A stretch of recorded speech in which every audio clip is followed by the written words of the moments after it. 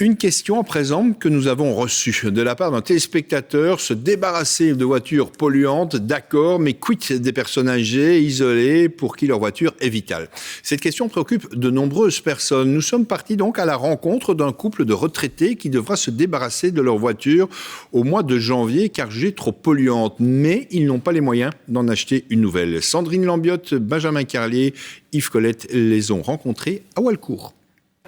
Comme tous les mardis, c'est jour de course pour Albert et Gisèle. C'est en voiture qu'ils se rendent dans les différents magasins du coin pour effectuer leurs achats de la semaine. Car depuis le village de Frères où ils habitent, impossible d'y aller à pied ou en bus. On ne sait pas bien marcher. Avant, ça ne nous dérangeait pas de faire quelques kilomètres à pied.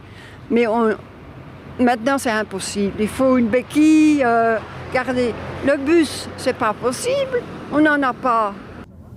Avec leur voiture, ils effectuent moins de 10 000 km par an, essentiellement pour aller au magasin, chez le pharmacien ou le médecin ou encore à l'hôpital.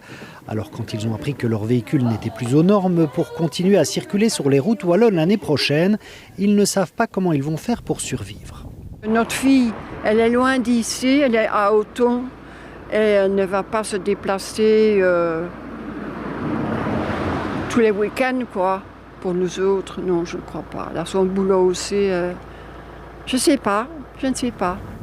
Car si leur vieille Audi qui a presque 30 ans et plus de 360 000 km au compteur roule encore, c'est parce qu'Albert en prend le plus grand soin. Avec 2 000 € de pension par mois pour eux deux et un loyer à payer, ils ne peuvent pas se permettre d'acheter un modèle plus récent.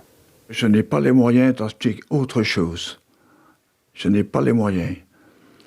Et cette voiture-là, je la connais et j'ai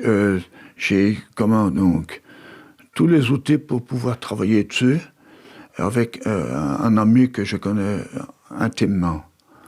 Et donc voilà.